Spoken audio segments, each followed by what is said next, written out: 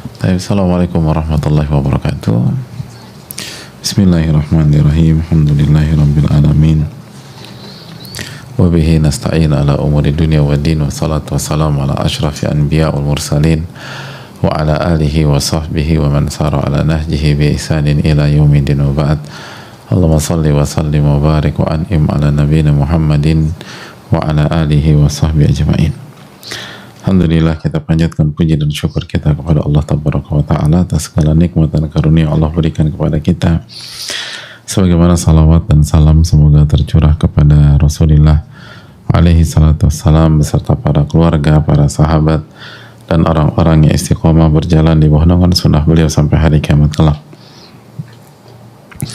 Alhamdulillah alladzi bi ni'matihi tatimmus shalihat. Kita bersyukur kepada Allah Subhanahu wa taala yang dengan nikmat dan hidayahnya kita bisa bersua pada kesempatan kali ini, dan semoga kita mendapatkan ilmu nafi' dan dilindungi dari ilmu yang tidak bermanfaat, dan semoga Allah Subhanahu wa taala memberikan pertolongan kepada kita dan umat khususnya yang terzalimi di Palestina dan di berbagai macam tempat.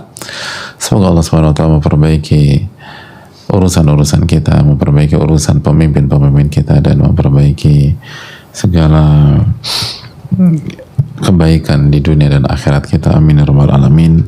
Dan semoga ibu-ibu sekalian dijaga oleh Allah, dan begitu juga dengan keluarga ibu-ibu sekalian. Amin ya rabbal alamin. Ibu-ibu sekalian, dan di kajian wanita ini kita akan melanjutkan kitab Al-Wabilus Shayyib karya Al-Allamah Ibnul Qayyim rahimahullah ta'ala, dan beliau sedang membawakan bait-bait syair dari Mubarrid ya, dalam kitab beliau. Dan semoga Allah merahmati Ibnul Qayyim, orang tua beliau, keluarga beliau, guru-guru beliau, dan ulama-ulama kita. Amin ya rabbal alamin. Dan hadirin Allah muliakan, kemarin kita sedang membahas tentang dampak dari kedermawanan dan juga bahaya jadi orang pelit. Kata ulama itu, wa yudhiru aibal mar'i fin nasi bukhluhu. Sifat pelit seseorang itu akan menyingkap aib dia di tengah-tengah manusia. Wa yasturuhu anhum jami'an sakha'uhu. Dan kedermawannya lah yang akan menutup aib-aibnya dari manusia. Taghatta bi athwabi sakha'i fa innani arakula aibin fasakha'u gita'uhu. Maka sembunyikanlah, tutuplah aibmu dengan pakaian kedermawanan, karena aku melihat kedermawanan adalah pakaian yang menutup semua aib, menutup semua aib gitu. Dan itu tabiat manusia. Manusia tuh tidak terlalu tertarik dan bahkan berusaha menutup mata kalau bersama dengan atau berhadapan dengan orang yang suka ngasih sama dia gitu loh, yang dermawan sama dia gitu loh. Ya simpel aja lah, tanya diri ibu-ibu aja, kalau ada orang kita nggak kenal dia juga nggak punya apa hubungan dengan kita, terus melakukan skandal gitu, jadi omongan nggak di dunia ibu-ibu? Nggak ya?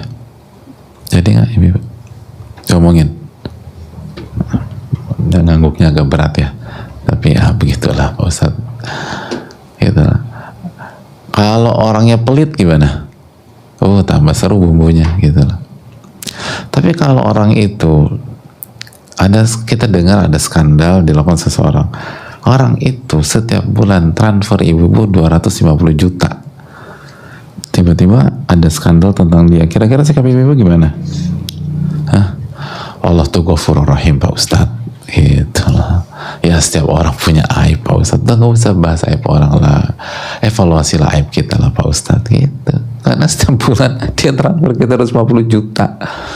Bukan bos kita, bukan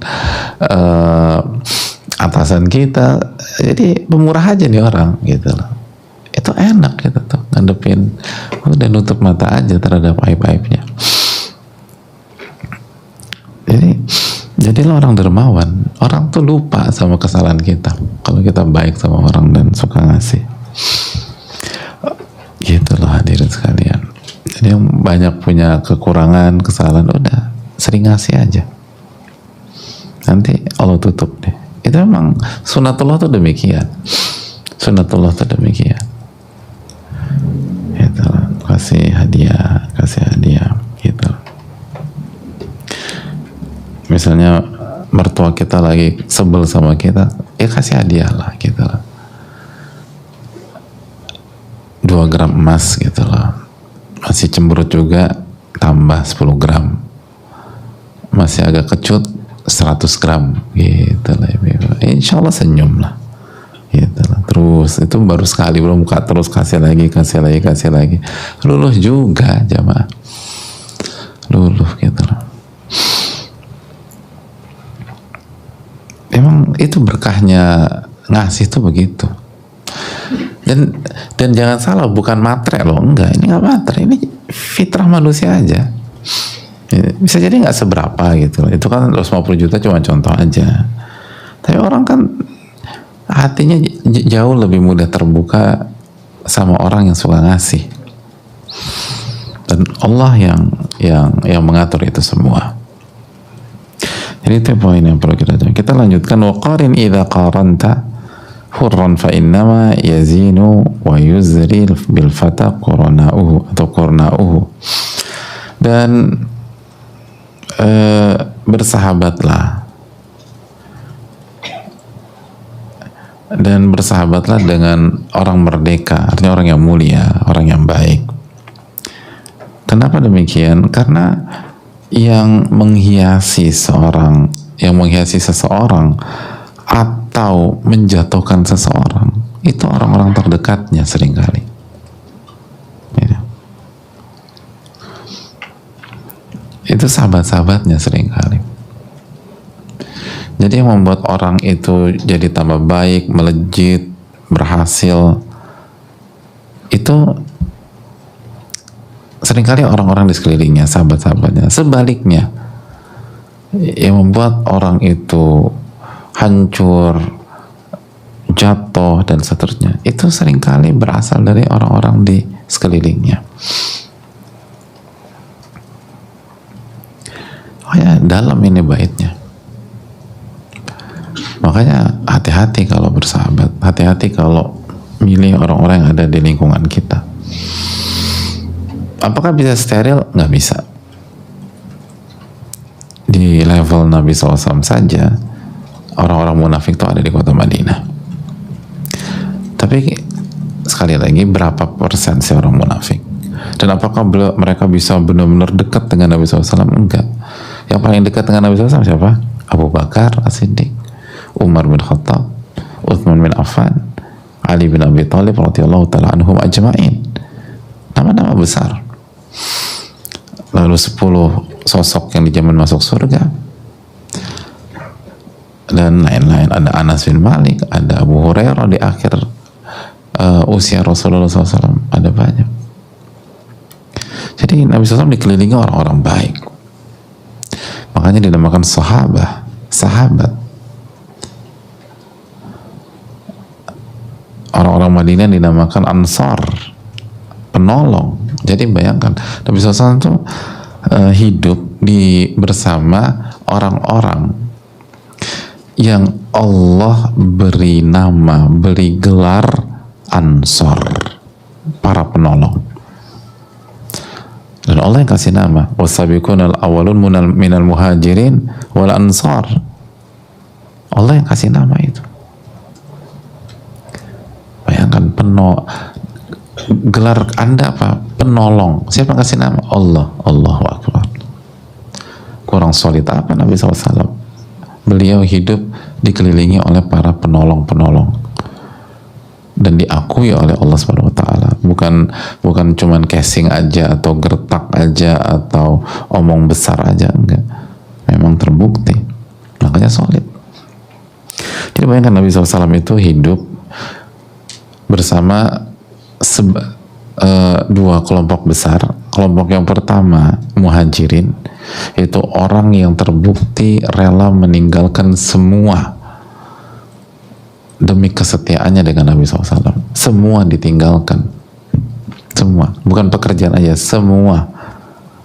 Harta ditinggalkan, rumah ditinggalkan, properti ditinggalkan, hewan-hewan ternak, peternakannya ditinggalkan, tanah airnya ditinggalkan, kota terbaik ditinggalkan, kota Mekah, hanya untuk setia dengan Rasulullah SAW. Itu satu kelompok. Kelompok yang kedua penolong, Ansor. Gimana Nabi SAW nggak solid? Bagaimana Nabi SAW nggak kuat? Nabi SAW hidup bersama dua kelompok besar yang sangat spesial, sangat luar biasa.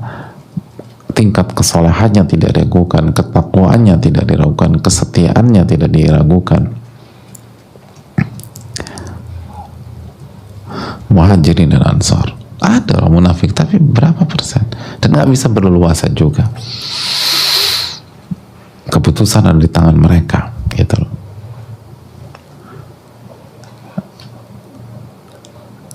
Jadi nggak heran bagaimana di kota Madinah, walaupun hanya 10 tahun Nabi SAW, tapi pencapaiannya melampaui prediksi banyak pihak, dan tidak pernah terlihat dalam sejarah ada pencapaian seperti itu.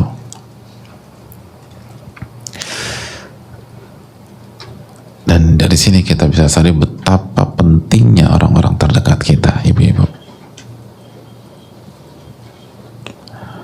Makanya kan sama para di dunia ibu-ibu, misalnya ulama seperti Ibnu Muflih dan lain sebagainya kan melarang kita bergaul dengan orang-orang yang suka gibah, suka fitnah, suka ngomongin orang, atau teman-teman yang sama suami itu durhaka, berani, dan nggak boleh. Bahkan Ibnu Muflih mengatakan bahwa suami harus larang istrinya bergaul dengan orang-orang seperti itu, walaupun sesama wanita. Kata Ibnu Muflih, li'annahunna yufsidnaha, karena bergaul dengan tipikal seperti itu merusak istri Anda, itu merusak istri Anda. Jadi Anda harus larang dia. Itu kata Al-Imam Ibnu Muflih, salah satu murid Syekhul Islam. Jadi hadirin Allah muliakan, ibu-ibu sekalian, kalau ibu-ibu ingin menjadi lebih baik, lalu kalau dalam konteks ibu-ibu ingin jadi orang yang dermawan, kok aku tuh pelit banget ya Pak Ustadz, ya coba lihat lingkungan kita tuh orang-orang dermawan atau bukan. Kita perlu bergaul dengan orang-orang yang dermawan, orang-orang yang kalau berinfak, bersedekah itu nggak pelit, nggak hitung-hitungan. Seringkali orang tuh jadi pelit itu karena suasana lingkungannya aja. Emang orang teman-temannya begitu semua, jadi pikir dunia seperti itu. Begitu ketemu dengan teman-teman baru yang soleha, yang helpful, yang suka memberi, yang dermawan, oh ternyata begini seharusnya ya aku ya, kenapa nggak dari dulu akhirnya jadi dermawan. Begitu juga ada banyak orang tuh ngomongin orang udah karena kebiasaan aja, dia pikir karena lingkungannya begitu, jadi dia pikir dunia tuh kayak begitu. Ternyata pas ketemu dengan wanita soleha, wanita yang bertakwa kepada Allah, yang jaga lisan, oh ternyata ada yang kayak model begini gitu. Ini kayaknya lebih tenang aku sama dia, lebih meneduhkan. Udah ganti, udah akhirnya jaga lisan, jaga sikap, dan seterusnya. Sama demikian ibu sekalian. Makanya yang mengangkat seseorang seringkali orang-orang terdekatnya, dan yang menjatuhkan mendoakan seseorang juga seringkali orang-orang terdekatnya. Makanya sahabat atau teman itu adalah kenikmatan dari Allah, tapi bisa juga musibah dan tragedi. Makanya kita harus minta dan minta. Makanya kan doa kita, Allahumma inni as'aluka hubbak wa hubba man yuhibbuk. Itu doa kita jamaah sekalian. Ya Allah, aku meminta kepada Engkau agar aku bisa mencintaimu, dan aku meminta kepada Engkau agar aku bisa mencintai orang yang mencintaimu. Jadi kita berharap kita bisa mencintai, dekat, punya hubungan dengan orang-orang yang mencintai Allah Subhanahu wa ta'ala. Allahumma inni as'aluka hubbak wa hubba man yuhibbuk. Itu hadirin. Karena seringkali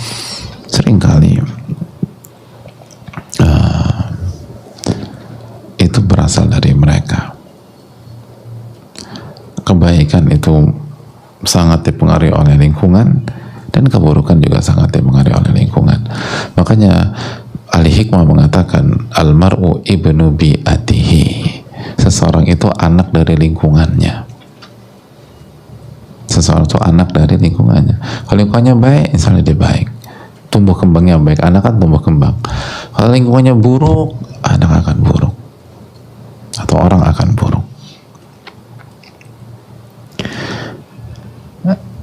Makanya itu yang perlu kita tanamkan bersama-sama.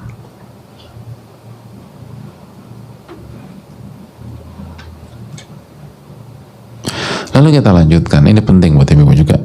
Wa aqlil idza masta'ta.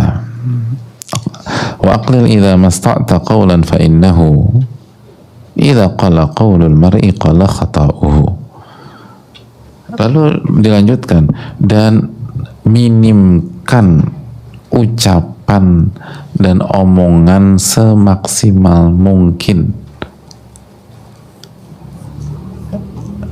karena apabila seseorang meminimalisir omongannya, maka secara otomatis kesalahannya pun juga menjadi minim. Itu.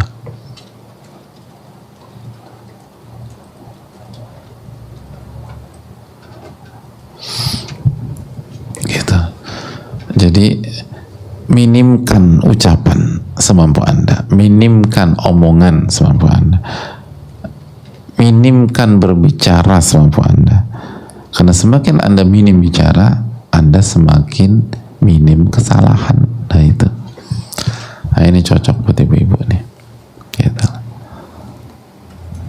Ya buat bapak-bapak cocok apa Ustaz? Cocok juga. Tapi kadang-kadang ibu-ibu tuh hobi bicara. Ya proteinnya kan lebih banyak ibu-ibu juga dalam penelitian. Hadirin Allah muliakan. Ini harus kita. Jadi kehebatan itu bukan orang yang paling banyak bicara, enggak. Bisa jadi yang paling sedikit bicara itu yang paling berhasil. Jadi banyak bicara itu bukan bukti kualitas seseorang, bukan. Sebatas banyak bicara itu bukan bukti kualitas seseorang, bukan pemastian atau bukti kebaikan seseorang, bukan. Bisa jadi yang lebih baik, yang lebih berkualitas justru yang paling sedikit bicara di antara kita-kita. Tapi sekali bicara dalam, sekali bicara santun, sekali bicara hikmah, sekali bicara manfaat, sekali bicara menggugah, sekali bicara menginspirasi, sekali bicara ngebantu orang, sekali bicara mengurai masalah. Nah itu kayak gitu ibu. Kalau kita mau berhasil tuh gitu.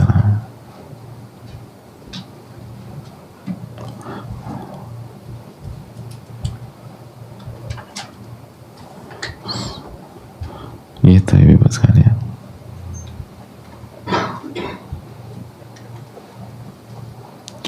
Hadirin Allah muliakan.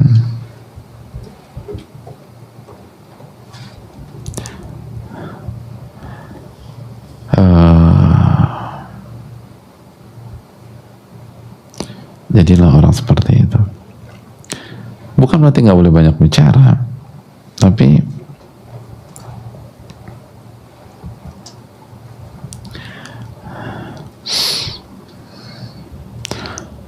kata Nabi SAW, man kana yu'minu billahi wal yawmil akhir falyakul khairan aw liyasmut. Barang siapa yang beriman kepada Allah dan hari akhir, hendaknya dia berkata baik atau diam.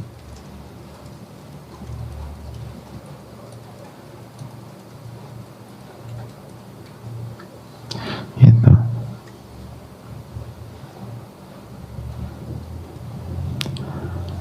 Jadi itu poin.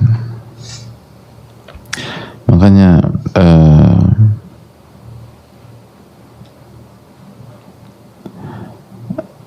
sebagian ulama akan mengatakan,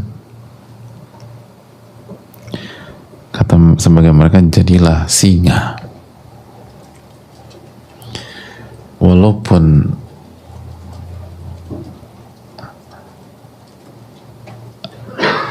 ia diam, ia disegani.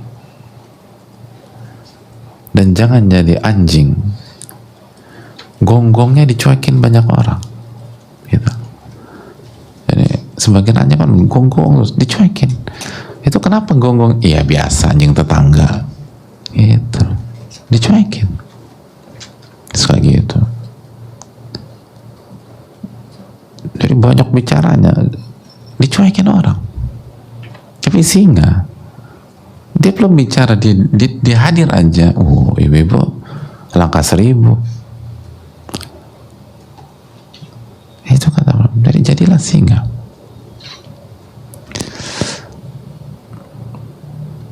Dia diamnya dia itu seorang tuh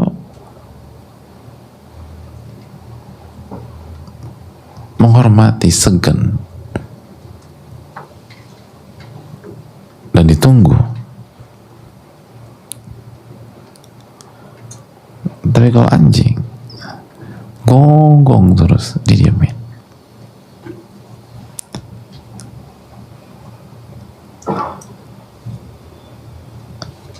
Jadi itu yang perlu kita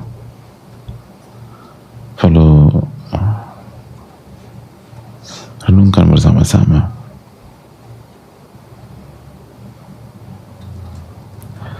Dan itu menunjukkan bahwa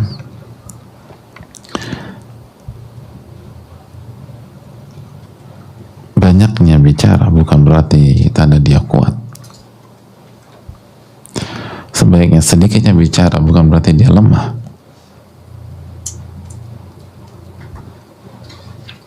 Bukan berarti dia lemah.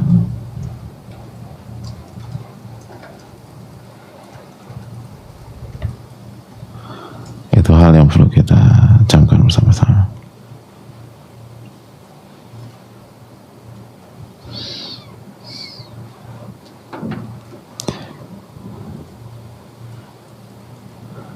Itu poin.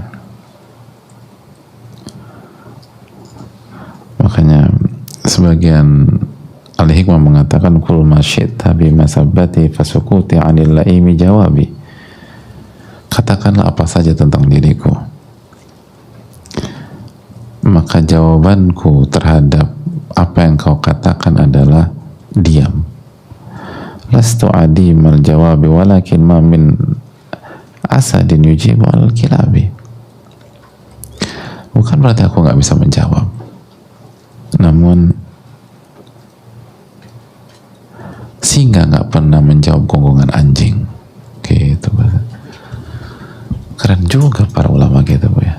Gitu. Singa tuh nggak pernah menjawab gonggongan anjing. Anjing gonggong diemin aja. Ya, silakan bicara apapun tentang diriku. Maka jawabanku adalah diam.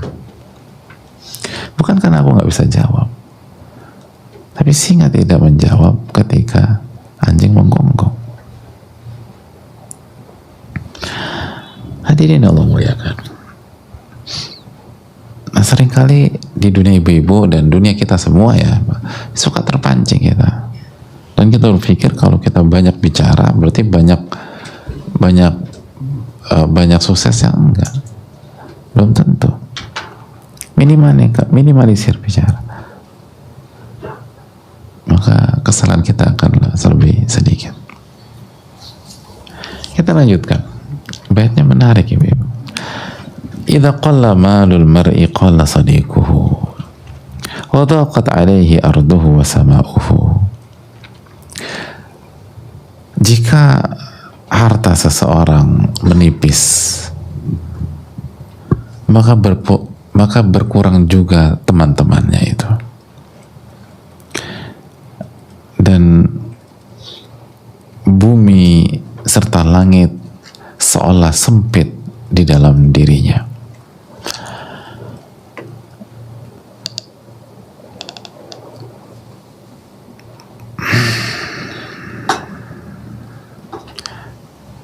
Jadi hadirin yang muliakan, idza qala malul mar'i qalla sadiquhu. Jika harta seseorang itu menipis, maka sahabatnya atau temannya pun jadi sedikit. Sebuah pesan, sebuah hikmah menjelaskan bahwa banyak orang itu mendekat kepada kita karena kita punya uang. Lalu ketika uang kita berkurang, maka akan terlihatlah siapa yang benar-benar setia dengan kita. Karena begitu uang kita itu berkurang, maka berkurang juga orang-orang yang selama ini mendekat kepada kita.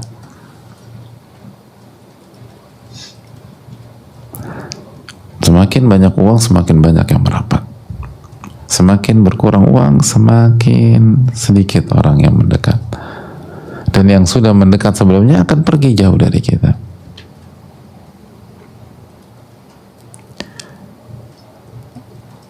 Dan pada saat itu bumi dan langit seolah-olah sempit di dalam dirinya. Nyesek. Wah, nyesek. Dulu waktu gue lagi kaya, dia sering mampir ke rumah. Sekarang pas gue jatuh, hilang nih orang-orang. Kesel, sempit hati. Gitu.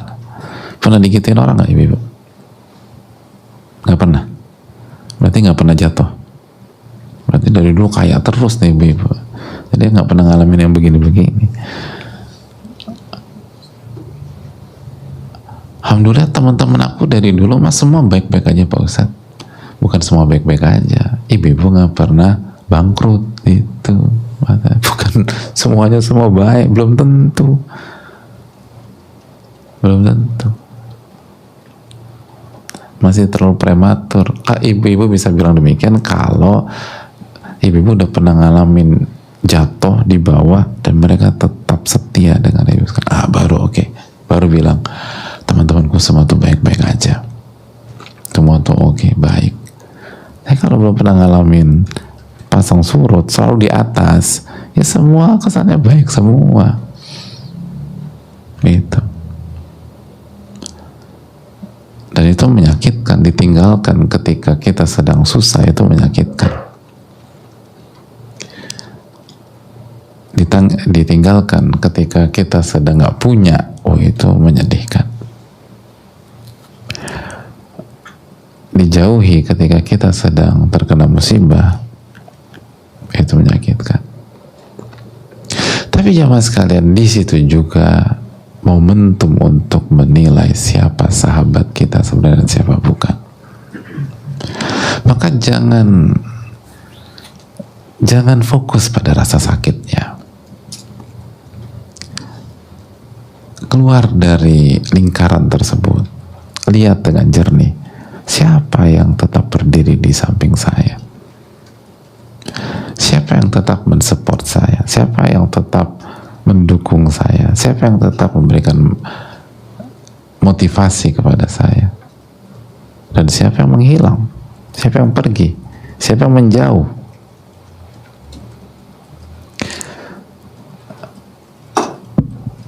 Karena memang sulit mengetahui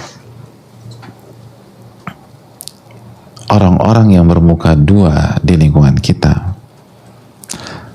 sulit mengetahui penjilat di lingkungan kita kecuali dalam kondisi susah. Kalau kondisinya di atas terus, gak kelihatan mana yang benar-benar tulus, mana yang penjilat, mana yang satu muka, mana yang dua muka, mana yang setia, mana yang oportunis. Gak kelihatan. Jadi memang ketika ditinggal oleh teman saat uang itu berkurang atau uang itu hilang, itu menyakitkan, tapi justru itulah harga yang harus kita bayar untuk mengetahui siapa yang selama ini bermain dengan dua muka, siapa yang selama ini oportunis kepada kita, siapa yang selama ini menjilat, dan siapa yang setia. Dan memang harga untuk menegakkan diagnosa itu mahal,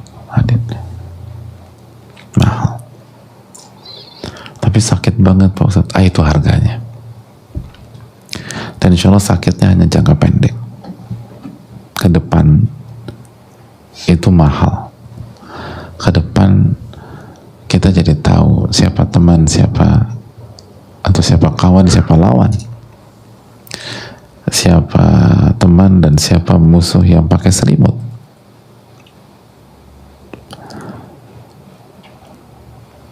Dan itu seringkali memang harus dibayar dengan rasa sakit di dalam hati.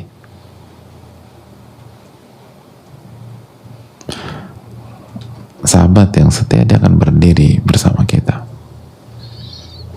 dia akan mensupport kita. Makanya tidak ada orang munafik di zaman atau di era kota Mekah atau di era Makkiyah. Di fase Mekah kan nggak ada orang munafik. Kenapa? Karena Nabi SAW lagi di bawah, uang juga lagi nggak ada. Secara umum ya uang tuh ada tapi nggak seperti di Madinah.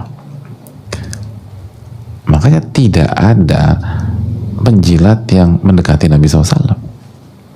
Nggak ada oportunis yang mendekati Nabi SAW. Karena nggak ada opportunity-nya. Berdiri bersama Nabi SAW artinya disiksa pada saat itu. Berdiri bersama Nabi SAW artinya dikucilkan pada saat itu. Berdiri bersama Rasulullah SAW artinya kehilangan banyak opportunity bisnis pada saat itu. Berdiri bersama Nabi SAW artinya siap diboikot pada saat itu. Dan berdiri bersama Nabi SAW artinya nyawa yang menjadi taruhannya.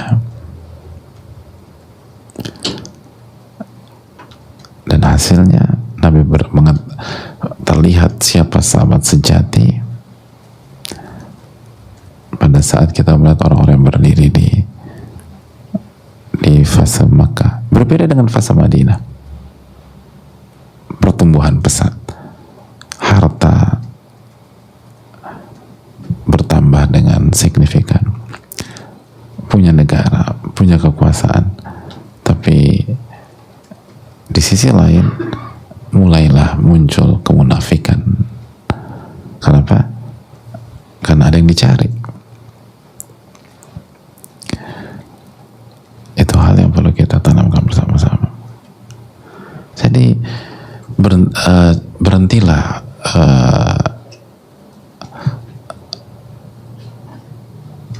fokus pada rasa sakitnya dan mulailah mengklasifikasi. Mulailah melihat siapa yang jujur, siapa yang tidak, siapa yang tulus, siapa yang aji mumpung. Sahabat-sahabat sejati akan bersama kita pada saat kita sedang sulit, sedang terpuruk, sedang gak ada uang, sedang bangkrut, sedang difitnah, sedang dijatuhkan, sedang dizolimi, sedang gak punya apa-apa. Mereka gak akan tinggalkan kita. Dan itu juga harga sebagai atau seharga untuk seorang teman. Teman itu mahal, hadirin. Teman itu sangat mahal. Ini yang bisa disampaikan. Kita akan lanjutkan, tinggal 2 bait syair lagi, bait-bait yang indah dan penting untuk kita renungkan. Semoga Allah memberikan taufik. Wassalamualaikum warahmatullahi wabarakatuh wa ala alihi wa sahbihi ajma'in. Assalamualaikum warahmatullahi wabarakatuh. Waalaikumsalam warahmatullahi wabarakatuh. Semoga Allah selalu merahmati dan memberikan balasan syurga atas ilmu nafi yang diajarkan oleh Ibnul Qayyim, juga kepada ustadz, keluarga, dan kru, dan tidak lupa semoga Allah menolong saudara kita di Gaza. Amin. Amin ya rabbal alamin wa iyyakum. Izin bertanya, saya seorang istri yang dengan senang hati membantu suami membesarkan bisnis suami. Sampai di pertengahan saya meminta untuk memisahkan bisnis kami. Bisnis saya tanpa dimodali suami. Allah kasih kemudahan saya dengan supplier, kasih kepercayaan, kasih barang dulu atau pembeli bayar dulu dengan bisnis yang berbeda. Hanya saja di pertengahan bisnis 90%, penjalan bisnis 90% meminta bantuan suami dalam teknis pengiriman ke ekspedisi atau pelanggan tanpa akad bagi hasil atau apapun kepada suami. Bagaimana saya membantu bisnis suami murni membantu?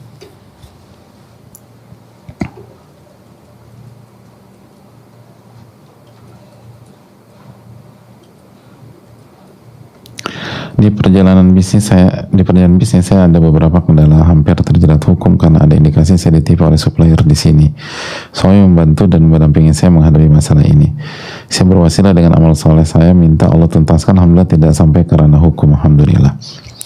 Dari hasil usaha saya belikan beberapa aset atas nama saya. Begitu pula suami membeli aset atas nama beliau dari hasil jualan madunya. Apakah aset yang istri punya itu milik berdua dengan dalih suami membantu pengiriman dan bertanggung jawab membantu dan mendampingi saat bisnis istri berkendala? Jazakallahu khairan. Semoga Allah merahmati Ustaz dan memberi taufik juga ilmu nafiq pada kami dan menjadi wasilah kebaikan dari jawaban ini. Assalamualaikum warahmatullahi wabarakatuh. Allah ta'ala alam. Yang pertama, semoga Allah jaga kita semua, dan yang kedua jaga bisnisnya agar jangan sampai masuk ke bisnis haram dan tetap berada di bisnis yang halal. Dan yang berikutnya, kalau suami yang membantu tanpa akad apapun, maka itu bantuan, dan aset istri adalah aset istri. Jadi selama tidak ada akad apapun, maka itu pure bantuan dan pahala besar di sisi Allah Subhanahu wa taala.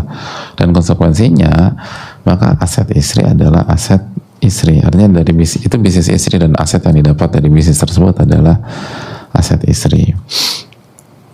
Dan alangkah baiknya kalau istri kasih hadiah kepada suami. Hal jazaul ihsan ilal ihsan, bukankah balasan kebaikan adalah kebaikan? Lalu man sana ilaikum ma'rufan fakafi'u, barang siapa membuat baik kepada Anda maka balaslah. Kalau teman kita, gini loh, kalau teman kita ngebantuin kita, kita nanya, gue harus bayar berapa? Enggak, ini bantuan aja. Terus begitu kita ada masalah, dia dampingin kita ngelewatin kasus hukum tersebut, dan semua lancar. Biasanya orang Indonesia atau orang punya fitrah baik, kira-kira cuman bilang terima kasih aja ke temannya, atau dia pengen kasih hadiah tertentu? Dia pengen kasih hadiah tertentu buat teman dia. Teman gue ini gak hitung-hitungan. Jadi gimana caranya saya balas kebaikannya? Saya mau kasih hadiah gitu loh. Nah kalau itu teman, gimana suami gitu loh? Seringkali sebagian istri tuh lupa kasih hadiah buat suaminya, padahal mampu kasih. Tapi suamiku tuh kaya Ustaz. Ini hadiah itu bukan sedekah. Hadiah itu fungsinya menambah rasa sayang dan cinta. Itu hadiah. Kalau sedekah arahnya ke mensupport orang yang gak mampu gitu loh. Jadi kasih hadiah lah ke suami. Dan semoga Allah memberikan taufik dalam masalah ini. Amin. Dan semoga Allah jaga dan jaga keikhlasan suami kita. Oleh suami kita gak hitung-hitungan.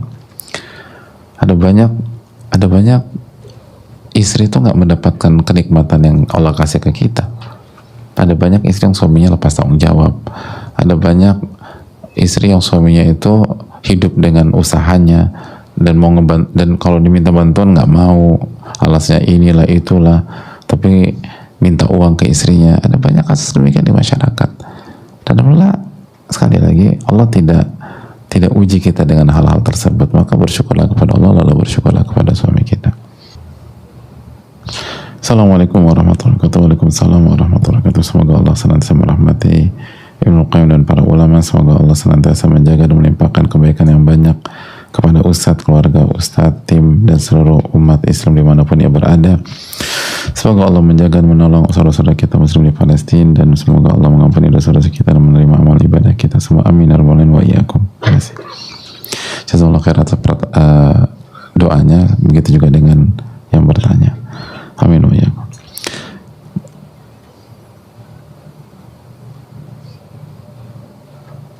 Saya pernah ta'aruf dengan seorang laki-laki. Alhamdulillah kami sekufu selevel gitu. Sekufu itu selevel. Dari sisi agama, pendidikan, suku, dan secara fisik juga kami saling cocok. Namun terpaksa saya mundur karena satu syarat dari ibunya yang tidak bisa saya penuhi saat itu. Syarat tersebut memang soal duniawi, namun tidak melanggar syariat, dan biidznillah saya bisa melihat sisi beliau yang menghargai keinginan ibunya dan tidak ingin ribut dengan ibunya. Beliau pernah bilang mau menunggu saya sampai syarat itu terpenuhi, namun jika dirasa berat saya dipersilakan mundur dulu. Akhirnya saya terpaksa mundur karena saya dan keluarga saya juga berpikir saat itu mungkin beliau memang bukan jodoh saya, sehingga dipersulit dengan syarat tersebut. Dan akhirnya beliau bilang kalau syarat itu terpenuhi, saya boleh kembali lagi jika memang beliau belum menikah. Oh ya, jadi wanitanya boleh kembali lagi. Laki-laki powerful berarti. Namun karena saat itu saya sangat kecewa, saya bilang ke beliau bahwa saya tidak akan mau menawarkan diri ke beliau meskipun syarat itu sudah terpenuhi, kecuali oleh yang atur dan berkehendak lain. 1 tahun berlalu, selama 1 tahun tersebut saya sudah berapa kali proses menuju pernikahan dengan laki-laki lain, namun kedua belum juga berjodoh dan ujung-ujungnya ingin kembali ke beliau. Sampai saat ini saya masih terus berdoa kepada Allah agar kalau memang beliau jodoh saya, tolong pertemukan kami kembali dengan cara yang elegan dan tidak merendahkan diri saya, dan kalau beliau bukan jodoh saya, tolong palingkan dan datangkan pengganti yang lebih baik. Tapi sampai 1 tahun ini tidak ada tanda-tanda beliau akan kembali. Ikhtiar ke laki-laki lain rasanya juga sudah mentok, Ustadz. Bagaimana memahami semua ini ya Ustadz? Saya harus bagaimana? Apakah sebaiknya saya menawarkan diri ke beliau lagi melalui wali saya? Tapi saya malu dan takut ditolak karena syarat tersebut baru saya penuhi 50% saat ini. Saya tidak tahu apakah beliau masih mempertahankan syarat tersebut atau tidak. Lalu apakah dengan menawarkan diri itu tidak merendahkan diri saya? Bagaimana kalau beliau sudah menikah? Bagaimana narasinya agar tidak terasa merendahkan diri? Mohon jawaban Ustaz, semoga Allah memudahkan. Jazakallahu khairan, barakallahu fikum.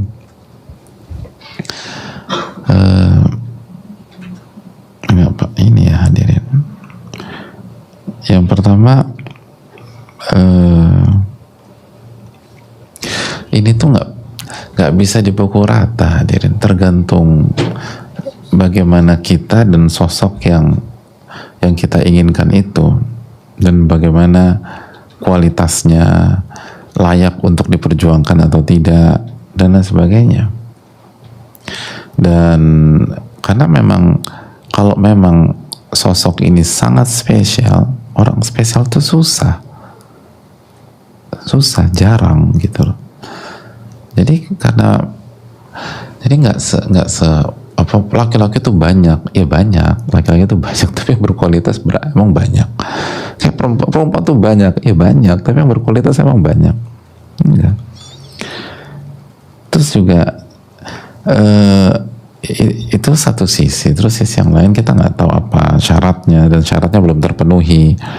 Apakah orang tuanya udah berubah pemikiran atau belum? Kalau sudah berubah pemikiran maka bisa dipertimbangkan, tapi kalau belum maka kemungkinan akan ditolak lagi, dan disayangkan lah gitu loh. Artinya wanita tuh kan terhormat ya, harus dijaga kehormatannya dan harus disikapi dengan semestinya. Sekali lagi wanita yang maju itu nggak ada masalah dalam Islam sebagaimana Nabi SAW dan Khadijah, tapi caranya itu harus tepat dan caranya harus elegan dan ke pihak yang bisa memperlakukan wanita dengan elegan juga gitu loh. Sebagaimana lihat responnya Nabi SAW dan keluarga beliau ketika Khadijah maju kan elegan dan ngejagain Khadijah dan menjaga marwah Khadijah juga. Jadi semuanya itu harus dipertimbangkan. Di sisi lain kata beliau rasanya sudah mentok. 1 tahun tuh mentoknya di mana hadirin? Kan baru berusaha 1 tahun. Kalau memang hati ini tertambat sama itu, jangan bilang mentok. 1 tahun tuh belum mentok. Mentok tuh kalau udah 20 tahun teman. Itu pun juga orang-orang beriman masih optimis kok gitu. Kalau 1 tahun nih rasanya ini bukan mentok, tapi ini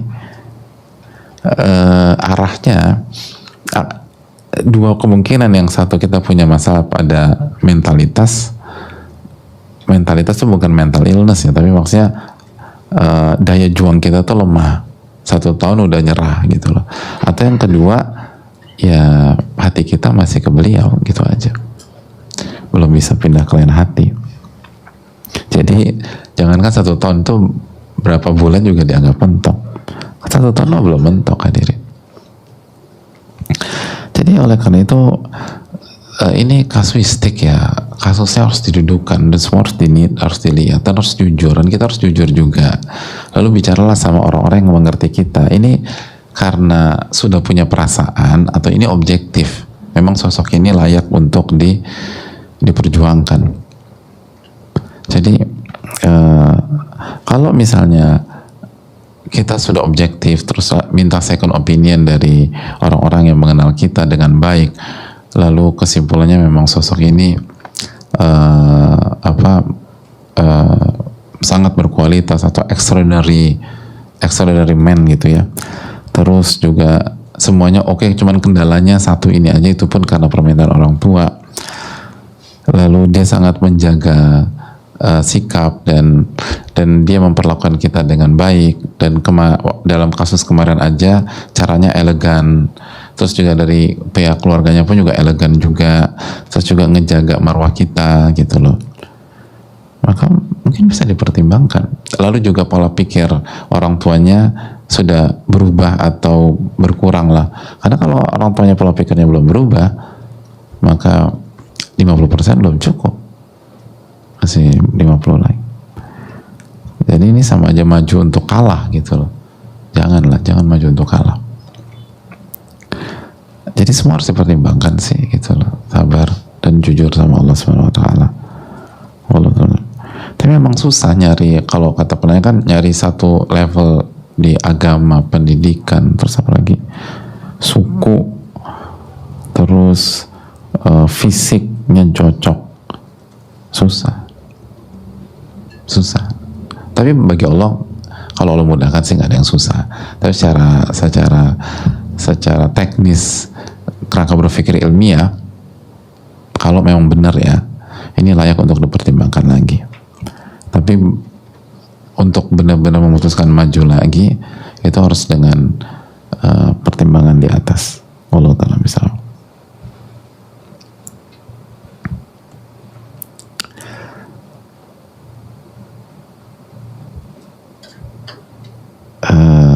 Bismillahirrahmanirrahim. Assalamualaikum warahmatullahi wabarakatuh. Assalamualaikum warahmatullahi wabarakatuh. Wa iyyakum fiikum barakallah. Semoga Allah senantiasa memberikan rahmatnya untuk Imam Ibnul Qayyim dan para ulama lainnya. Amin wa iyyakum. Dan semoga Allah senantiasa memberikan keberkahan penjagaan untuk Ustadz, keluarga, tim kajian dan seluruh kaum muslimin dimanapun berada. Amin wa iyyakum. Begitu juga yang bertanya. Jazakallahu khair atas ilmu yang disampaikan. Semoga kami semua mendapatkan ilmu bermanfaat. Amin wa iyyakum. Semoga begitu juga bagi yang bertanya. Izin bertanya, saya lelah sekali dan stres menghadapi suami yang pemarah. Dia seringkali marah karena hal sepele, bahkan terkadang menuduh saya melakukan hal yang saya tidak lakukan. Contoh, saya tidak memakai parfum keluar rumah, namun dia kerap menuduh saya melakukan itu dan akhirnya kami ribut. Saya seperti selalu salah di mata dia. Saya sedih sekali, Ustaz. Orang yang belum genap 1 tahun ini menjadi suami saya yang dimana saya selalu menuruti perintahnya kecuali saya tidak keluar rumah, kecuali bersama dia ke kajian, itu pun kajian offline cuma sepekan sekali, dan saya keluar hanya WFO 2 kali dalam sepekan, tapi dia selalu mudah marah, emosi. Bahkan belum lama ini dia marah, berkata ke saya, cerai aja yuk. Saya bilang itu sudah jatuh talak, namun dia bilang belum. Insya Allah belum, karena cerai aja itu ajakan, bukan statement tegas, bukan kalimat berita, tapi itu ajak, cerai aja yuk, gitu lah. Nah jawabannya ayo, ini kan gitu, atau enggak yuk gitu misalnya. Itu kan itu ajakan dan tanda tanya gitu. Cerai itu kalau statement kalimat berita, kita cerai gitu misalnya. Setiap marah selalu apa-apa bicaranya pisah, akhiri rumah tangga. Hati saya menjadi tidak tenang dan sedih sekali ketika bertemu dia di rumah. Saya menjadi orang yang khawatir, sekali salah khawatir mengecewakan. Saat ini saya hanya pasrah sama Allah akan keadaan saya ini. Mau bercerita, mau minta nasihat ke orang tua pun, kedua orang tua saya keduanya sudah tiada. Mau bicara ke orang tua suami pun tetap anak yang dibela. Mohon nasihatnya untuk saya Ustaz. Semoga Allah mudahkan Ustaz dalam menjawab pertanyaan saya. Jazakallahu khairan. Wa iyyakum. Assalamualaikum warahmatullahi wabarakatuh. Waalaikumsalam warahmatullahi wabarakatuh. Alhamdulillah afana wa ta'ala bi fadlana ala katsir wa khafdillah. Belum genap 1 tahun masih sangat belia dalam pernikahan. Oleh karena itu walaupun sangat berat ya bagi istri kalau konteksnya seperti ini, kita nggak menjudge rumah tangganya, karena kita sekali lagi sesi tanya seperti ini itu membuat kita hanya mendengar dari satu pihak, sedangkan untuk menyimpulkan rumah tangga seseorang kita harus mendengar dari dua pihak. Tapi kita bisa mengatakan kalau memang kasusnya seperti yang disampaikan oleh penanya, ini masih 1 tahun atau belum genap 1 tahun, belum semua potensi kita keluarkan untuk mempertahankan keluarga ini. Oleh karena itu saran saya, fattaqullaha mastata'tum, bertakwalah kepada Allah semaksimal kalian, karena kita nggak akan pernah dapat hasil yang terbaik dan jalan keluar dari Allah sampai kita bertakwa, dan bertakwa itu semaksimal mungkin. Dan waktu belum genap 1 tahun itu belum maksimum secara umum ya. Kita butuh wa man yattaqillaha yaj'al lahu makhraja wa yarzuqhu min haitsu la yahtasib. Barang siapa bertakwa kepada Allah, Allah akan kasih jalan keluar dan Allah akan berikan rezeki dari arah yang tidak ia duga-duga. Jadi jadikanlah ini momentum untuk bertakwa dan perjuangkan pernikahan. Dan nothing tulus aja, artinya talak itu di tangan suami. Kita nggak usah ketakutan nanti diceraikan dan seterusnya. Yakin sama Allah. Pertama yang harus kita lakukan adalah istighfar, taubat kepada Allah. Mungkin prosesnya kemarin ada yang salah, atau terlalu prematur, atau belum mendapatkan beberapa data yang fundamental tentang ini. Tapi udah terjadi, ya sudah, jadikan itu evaluasi dan bukan jadikan penyesalan yang berlarut-larut. Apalagi berandai-andai tutup, itu pintu syaitan, udah ditutup berandai-andai. Evaluasi dijadikan sebagai bekal perubahan ke depan, lalu istighfar, taubat, lalu jadi pribadi yang lebih baik lagi dalam hal ini. Jadi jadikan masalah rumah tangga kita sebagai support system untuk menjadi yang lebih baik. Justru aku nggak didukung jadi lebih baik Pak Ustadz sama suami marah-marah terus, belum tentu. Mungkin dengan kondisi rumah tangga seperti ini, kita memang tidak didukung dan terdukung dalam banyak ibadah.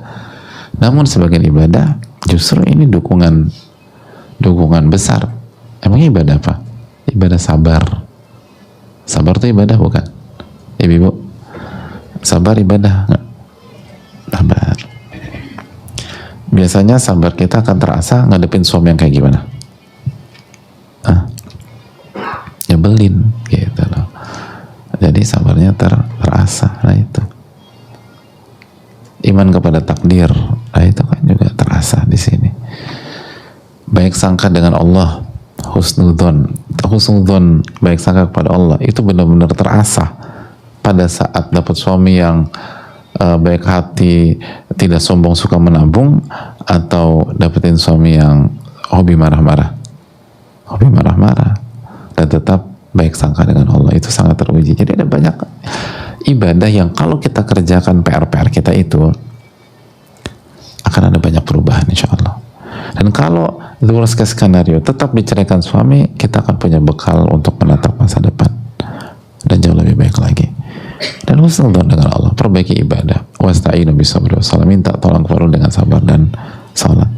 Semoga Allah memberikan taufik kepada kita, dan saya rasa cukup sampai di sini. Subhanakallahumma wa bihamdika, la ilaha illa anta, astaghfiruka wa atubu ilaik. Assalamualaikum warahmatullahi wabarakatuh.